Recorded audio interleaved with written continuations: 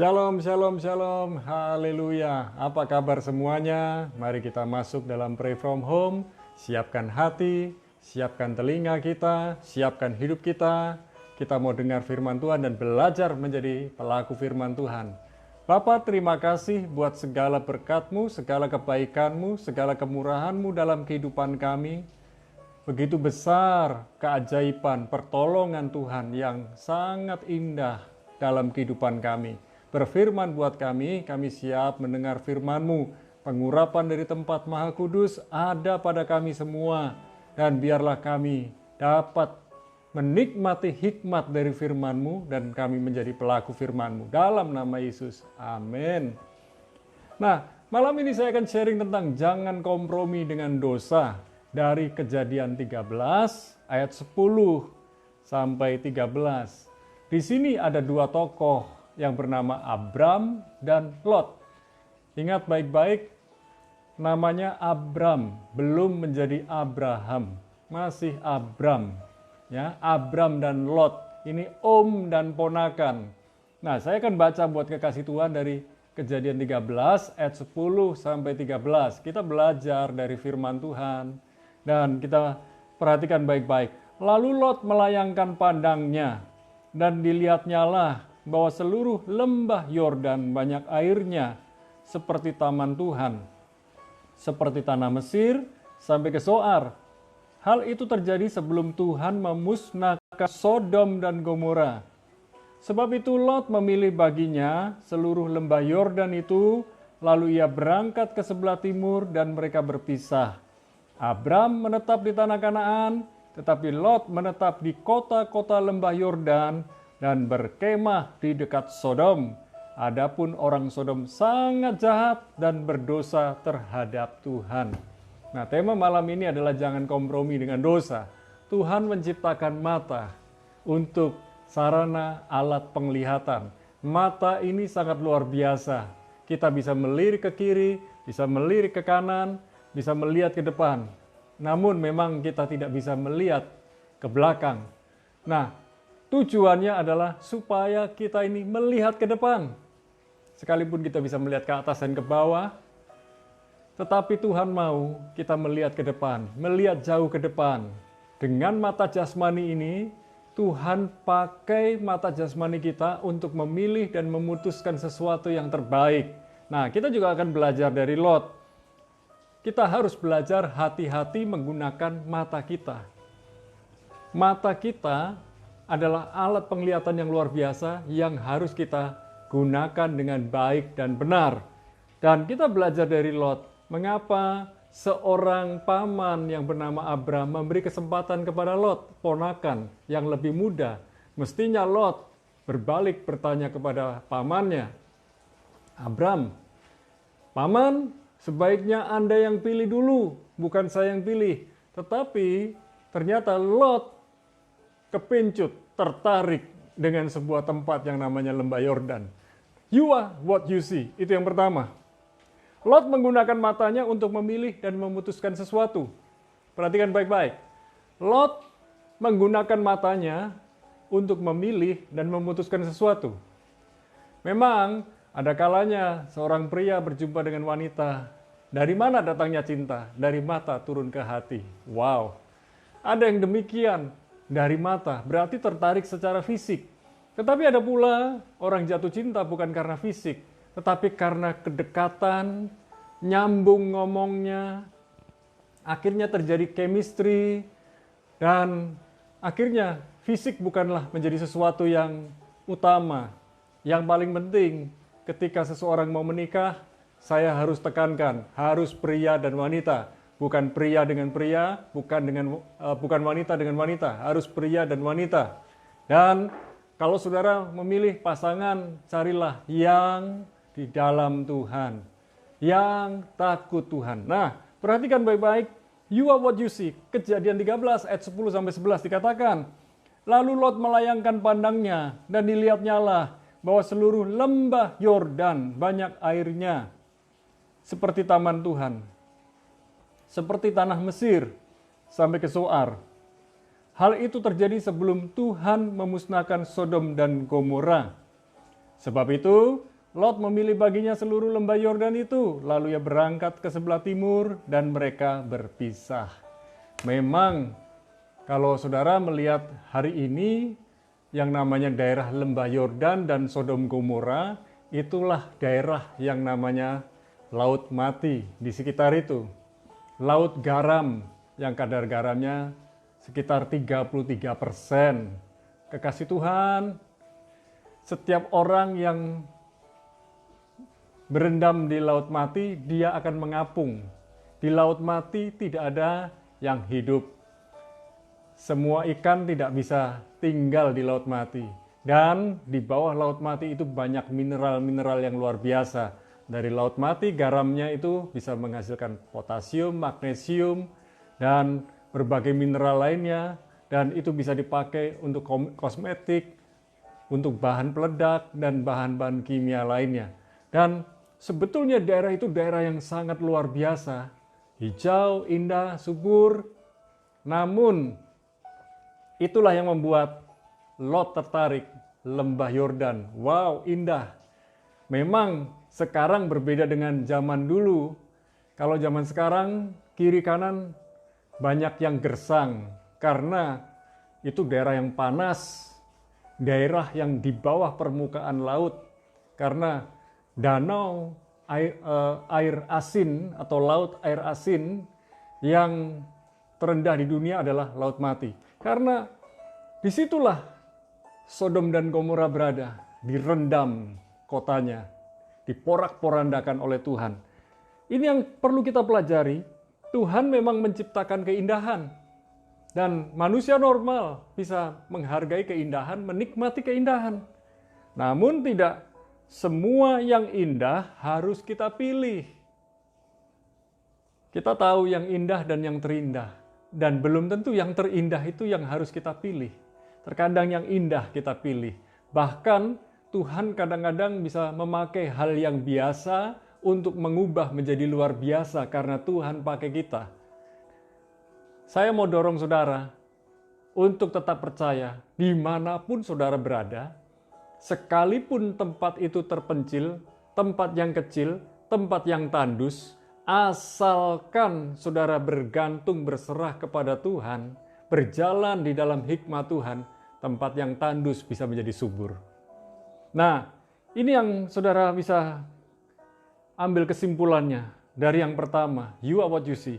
Lot tidak bertanya kepada Tuhan dalam memilih dan memutuskan sesuatu. Dikatakan dalam ayat yang ke-11, sebab itu Lot memilih baginya seluruh lembah Yordan itu, lalu ia berangkat ke sebelah timur dan mereka berpisah. Tidak ada kata-kata, tidak ada kalimat. Lot berdoa dan mengambil keputusan lembah Yordan. Nah, yang kedua, ini adalah akibat dari apa yang menjadi pilihan dan keputusan dari Lot. Ada konsekuensi buat pilihan kita. Kejadian 13 ayat 12 dan 13. Abram menetap di tanah Kanaan, tetapi Lot menetap di kota-kota lembah Yordan dan berkemah di dekat Sodom. Ayat 13 merupakan penjelasan dari ayat 12. Adapun orang Sodom sangat jahat dan berdosa terhadap Tuhan. Lot hidup di lembah Yordan yang subur. Lot berkemah di dekat Sodom. Dia semakin mendekat kepada kumpulan orang-orang Sodom yang sangat jahat dan berdosa kepada Tuhan. Lot mulai kompromi dengan dosa lewat pilihan dan keputusan yang diambil dari penglihatannya yang melihat hal-hal yang indah tanpa berdoa kepada Tuhan, menyebabkan pilihan dan keputusan Lot itu salah. Hati-hati dengan mata kita bisa menjerumuskan kita kepada dosa. Lot tidak langsung terjerumus di dalam dosa, tetapi Lot terpikat dengan keindahan, dan di balik keindahan itu menjerat Lot untuk tinggal dalam kubangan dosa, di lingkungan orang yang berdosa. Lot salah memilih, Akibatnya ia hidup dengan komunitas orang berdosa, berkemah di dekat Sodom. Dan orang Sodom itu sangat jahat, tidak takut Tuhan, berdosa kepada Tuhan. Lot kompromi dengan dosa demi mempertahankan hidupnya. Dia menikmati hidup karena serba berkecukupan. Saya rindu saudara mengalami kecukupan di dalam Tuhan, bahkan kelimpahan di dalam Tuhan.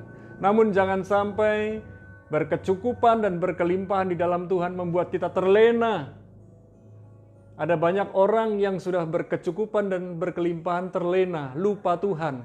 Tapi ada banyak orang yang eling, sadar diri. Ketika dia makin diberkati, makin berkelimpahan, dia hidup makin berkenan kepada Tuhan. Maka dia makin diberkati dan diberkati dan diberkati oleh Tuhan. Saudara yang dikasihi Tuhan, ada dua hal yang kita pelajari malam ini. You are what you see. Dan ada konsekuensi buat pilihan kita.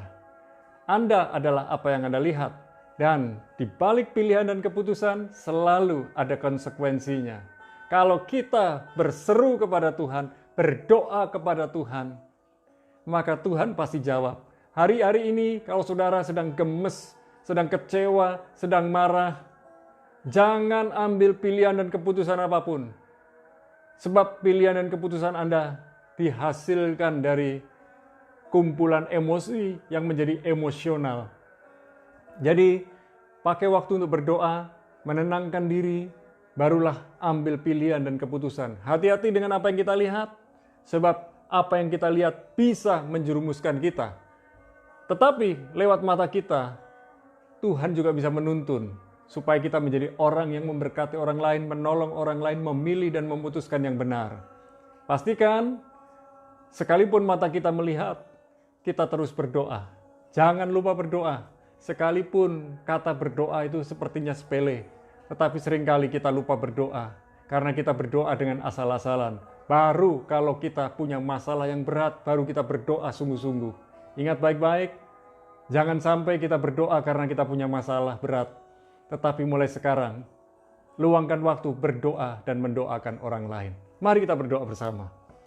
Bapa, dalam nama Yesus, urapi mata kami, urapi hati kami, urapi pikiran kami, urapi hidup kami, sehingga seluruh aspek kehidupan kami ada dalam pengawasan Tuhan, dalam pengurapan Tuhan, dalam tuntunan Tuhan. Sungguh kami tidak bisa buat apa-apa tanpa Tuhan, dan kami tidak mau memilih dan memutuskan sesuatu tanpa berdoa dulu kepada Tuhan. Dan biarlah malam ini kalau kami sudah memilih dan memutuskan yang salah, kami minta ampun dari Tuhan. Dan biarlah Tuhan memulihkan kehidupan kami, membalikkan keadaan kami. Proses kehidupan kami ya Tuhan. Proses terus. Didik kami terus. Sehingga kami dengar-dengaran dengan suara-Mu. Kami mau berdoa. Kami mau menanti dengan sabar jawaban-jawaban Tuhan. Ampuni kami. Bila mana kami seringkali memberontak kepada Tuhan. Malam ini kami tidak mau kompromi lagi dengan dosa. Dalam bisnis kami, dalam pelayanan kami, dalam studi kami, dalam segala sesuatu yang Tuhan percayakan kepada kami tidak mau kompromi dengan dosa. Kami mau memilih komunitas yang benar. Tidak asal pilih, tidak asal berteman. Biarlah orang-orang yang bersahabat dengan kami adalah orang-orang yang takut Tuhan. Orang yang diurapi Tuhan, sehingga membuat kami makin naik, makin menjadi berkat, makin menjadi dampak buat orang-orang di sekitar kami. Malam ini juga kami berdoa buat para kekasih Tuhan yang sedang sakit, khususnya COVID-19, yang sedang isolasi mandiri. Kami berdoa untuk Mami Wati, Vika, Dio, Vero, Anya, Ani, dan Ainun yang ada di Batu. Biarlah masa isolasi mandiri mereka bisa segera berakhir dan mereka dapat berkumpul kembali dengan keluarganya. Dan kami juga berdoa buat saudara-saudaraku, rekan-rekanku yang lain yang sedang isolasi mandiri, baik di hotel, di rumah, di villa-villa, kami berdoa biar segera mereka mengalami kesembuhan dan pemulihan dan dapat segera pulang ke rumah masing-masing. Dan bagi yang sedang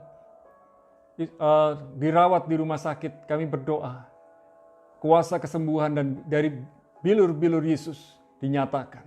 Kami berdoa buat Pak Slamet biar mengalami mujizat dari stroke-nya dan keluarganya pun dapat menguatkan dan menghiburkannya. Kami juga berdoa buat Pak Daud yang ada di Surabaya disembuhkan dari diabetes dan penglihatan yang kurang baik. Kami juga berdoa buat Saudara Lukas biar hatinya tenang, paru-parunya mengalami kesembuhan dan pemulihan.